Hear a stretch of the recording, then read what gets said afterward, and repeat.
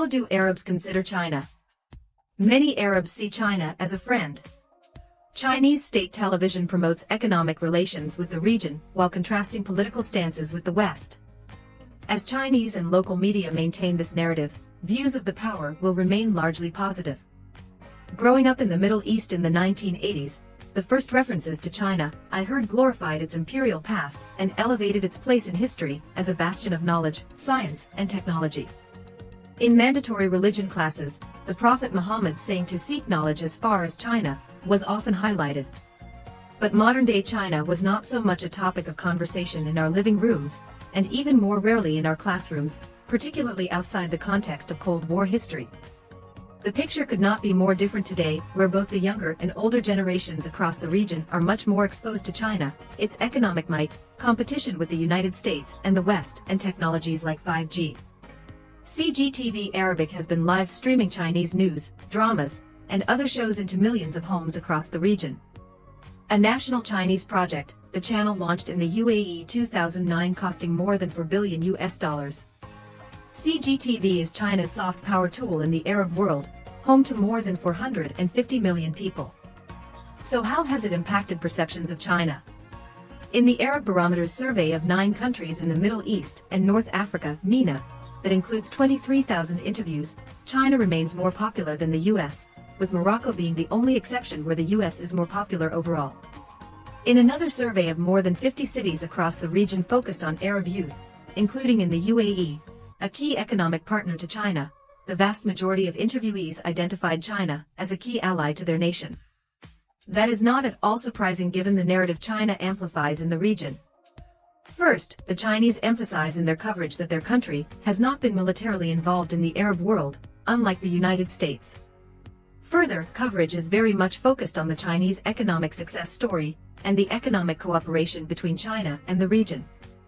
The figures that the Chinese Foreign Ministry spokesperson Mao Ning shared in December 2022 ahead of the Arab-China summit helps explain why the economic narrative trumps all. Ms. Mao Ning noted that in the last 10 years, China-Arab economic and trade cooperation has scaled new heights, with her country becoming the Arab state's biggest trading partner. She added that in 2021, China's foreign direct investment in Arab states reached $23 billion, 2.6 times increase over 10 years, and the trade volume topped $330 billion. Saudi Arabia tops the Arab states in its trade relationship with China. The kingdom is China's biggest supplier of crude oil. Further, at the Arab-China summit in Riyadh, the two countries signed a total of 34 investment agreements in multiple sectors including green energy, medical industries, transport, and information technology, among others.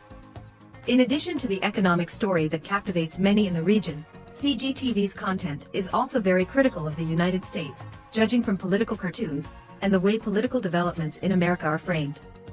These messages resonate with many people that very much view the United States through its foreign policy in MENA, especially the war in Iraq and its unwavering support for Israel, which the majority see as an occupier of Palestinian land. As one official from the Chinese Media Center noted, outwardly for the purpose of China boosting its image, China presents itself as a responsible stakeholder in the Palestinian cause. He added, China presents itself as the champion of the global South. In fact, its coverage of the Palestinian-Israeli conflict is mostly limited to its Arabic and English channel rather than its news coverage in Chinese. Beyond the Palestinian issue, Chinese news in Arabic highlights how it supports Arab solidarity and Arab self-determination. In response to the political development concerning readmitting Syria to the Arab League, CGTV's Arabic news noted that China supports with enthusiasm Syria's return to the Arab League, noting that China will do its utmost to strengthen Arab unity as it stands to be a faithful friend to Syria and other Arab states.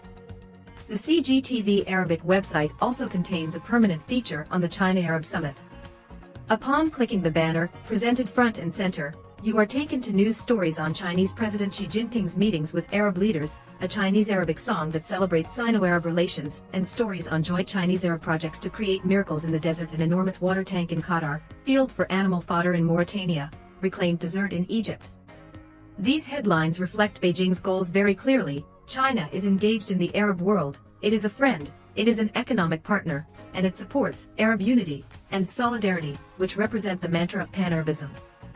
Further, beyond the narrative that China propagates in the region, Its complete disregard for human rights and individual freedoms seems to attract many regional governments. Many governments and business leaders in MENA believe that China is a good, reliable, apolitical partner that can provide them with technology and trade without the human rights and politicized Western strings attached, noted Jianji Yang, a Chinese scholar and human rights activist. He added, China can provide them with surveillance equipment, arms as well as consumer goods while ignoring human rights abuses and exploitation of workers in different countries.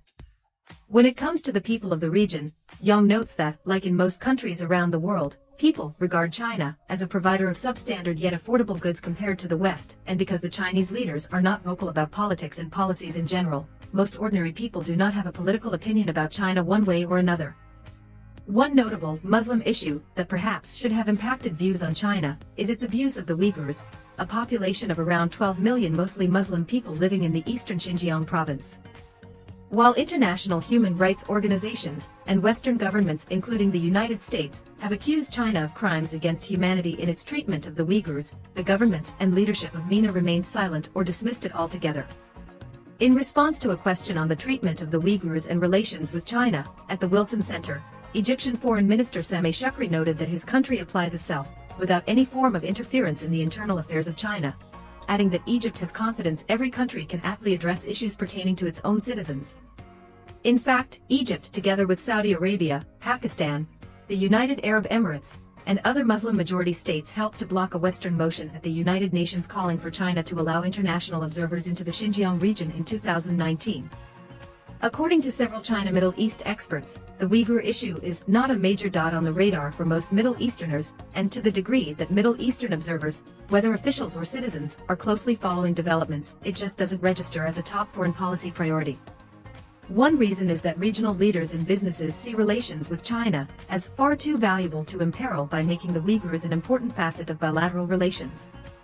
Further akin to CGTV covering mostly economic ties, local media in MENA are also focusing on the economic dimension of relations more than anything. Tariq Osman, an Egyptian historian and author, elucidates anger that erupts in the region in response to what are seen as attacks on Islam in the West entails in it anger against the West itself, which he further explains is an accumulation of centuries of frustration. When it comes to China, Osman adds, this historical baggage does not exist in the collective Arab idea of China. On the contrary, there are elements of affinity in the distant history, and elements of friendship in the recent one. Osman notes that the local and regional media play a role. A lot of what has been taking place in China gets quite limited coverage in Arab media, while on the other hand, actions seen as against Islam in the West receive massive media attention. With China's most recent diplomatic maneuvers in MENA, especially brokering the rapprochement between Saudi Arabia and Iran, it may be entering the political arena of the region. However, it remains to be seen how these gestures will impact perceptions. While the narrative on China and the United States, or the West at large, is controlled by regional and local media outlets across MENA, and similarly on CGTV, Arab perceptions of China are likely to remain largely positive, or at least neutral.